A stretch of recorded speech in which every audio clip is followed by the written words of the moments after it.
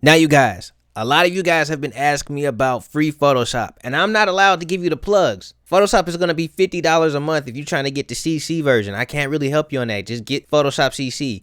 However, I'm going to introduce you guys to something online, something that you can use for free, and it's just like Photoshop, and it has elements of Illustrator in it. Let me introduce you guys to Photopea. Photopea right here is almost like Photoshop CS3. It gives me that straight up vibe. But before I even continue going, this is the free version, all right? This is just the demo version. If you want to support them and you want to get the actual version, it's $9, and that's way better than $50, okay? So, and like I said, you can make SVGs on it. This is the best part about it. You can make scalable vector graphics, which is needed for you to have a nice screen printed t-shirt design. I think that's amazing. You guys should probably get into this. But today's challenge, I'm gonna go ahead and try to make a t-shirt design right here in Photopea. So if you like this one, go ahead and smash the like button. And if you feel any type of way about Photopea, let me know in the comment section below. I definitely know a lot about this. I can answer a lot of you guys' questions. With that being said, you guys, let's go ahead and get into this. Perfect. You win.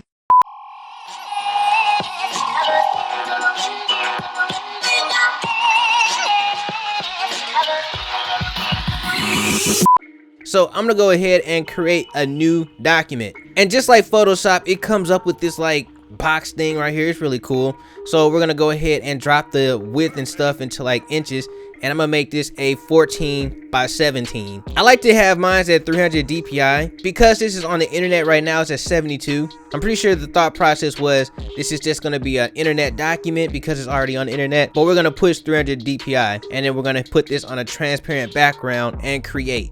So here we are. We got this like nice little artboard, well, canvas, because this is just like Photoshop. As you can see, it creates a new project in PSD, which is super awesome. But what I want to do is just kind of drop in like some art, and we're gonna make some cool little art or whatnot. So I'm just gonna go into my computer and bring those in. So this thing definitely just dropped in the graphics that I'm gonna use today, even though they're kind of small. So I'm gonna go ahead and add a background color to this, maybe black.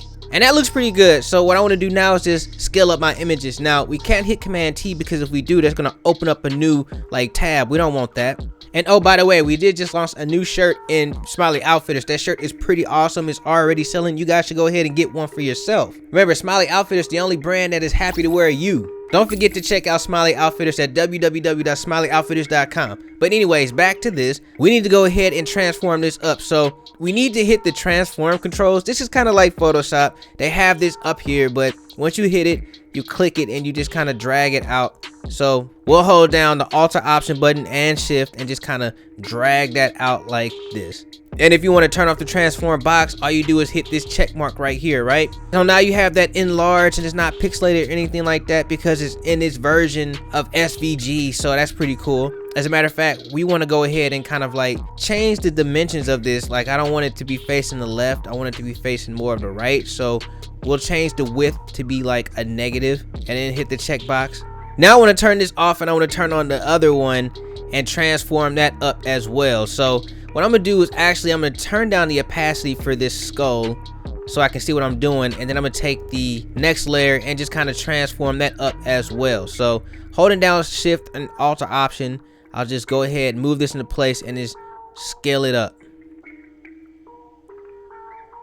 I think this is a good spot to put this. Now, I think the skull might be just a little bit too big, so I'm just gonna go ahead and transform that down just a tad bit and then move it into place. Now you guys, the effect that I'm going for is kind of an old school effect. I'm pretty sure you guys have seen this before, but what I'm going to do essentially is take out a piece of this background, so a piece of this girl, and move it to another spot, but we're going to reveal like this little, maybe like a head and the teeth and stuff like that. I just want to do a little something like that. You guys have definitely seen this before. I want to make a layer mask real quick, so I'm going to drop the opacity of this so I can see what I'm doing, and I want to make a layer mask maybe right here into the nose, right? So I'm gonna take like the rectangle shape tool real quick and make kind of like a square, something like this.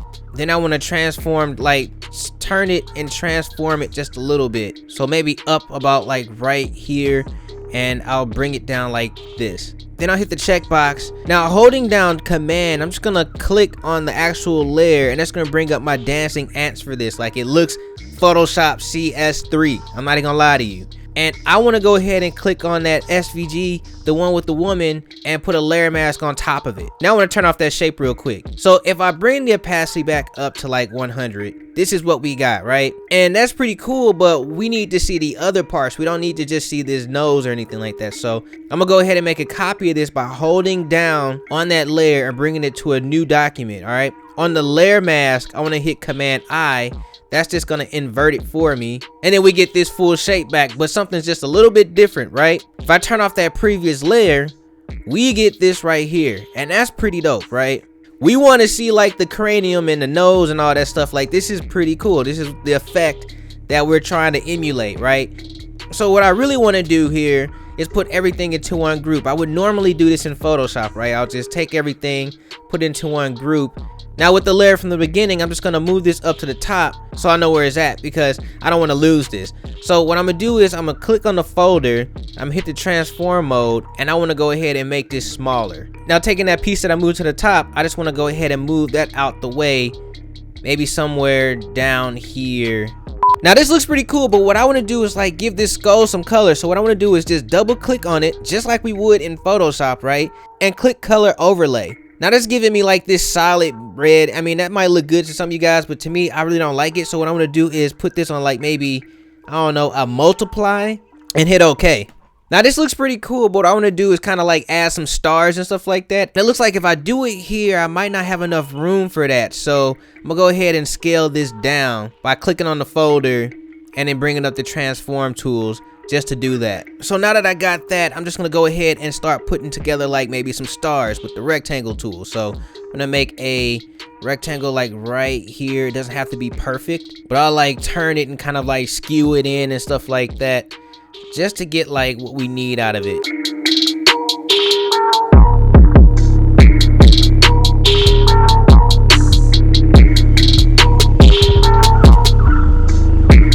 That looks good there. If I hold down Alter Option, I can make that same copy and put one on over here like this, and then I can bring one down at the bottom like right here. And I just want to add one more element, maybe like a flower down here at the bottom.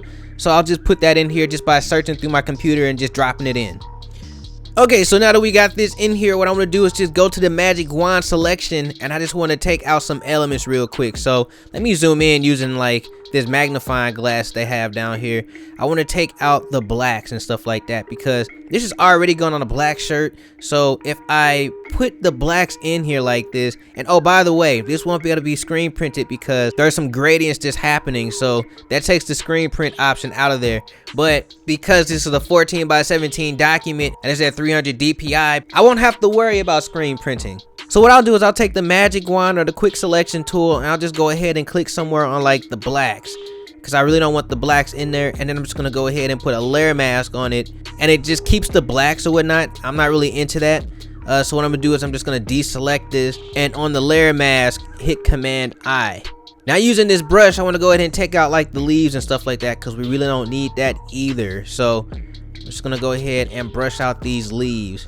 And as far as like the white showing from the statue, we could just go ahead and put that on a layer mask as well and brush that out just like we would in Photoshop.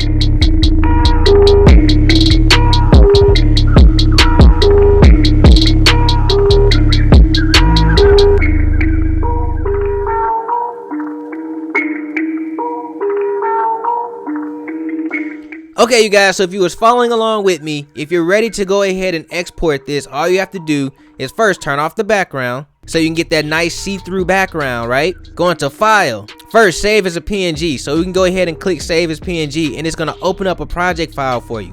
Now, I recommend you guys export this as an SVG, because that's gonna get you that scalable vector graphic. But sometimes that stuff doesn't work, right? Like sometimes you can't get an SVG out of what you're doing.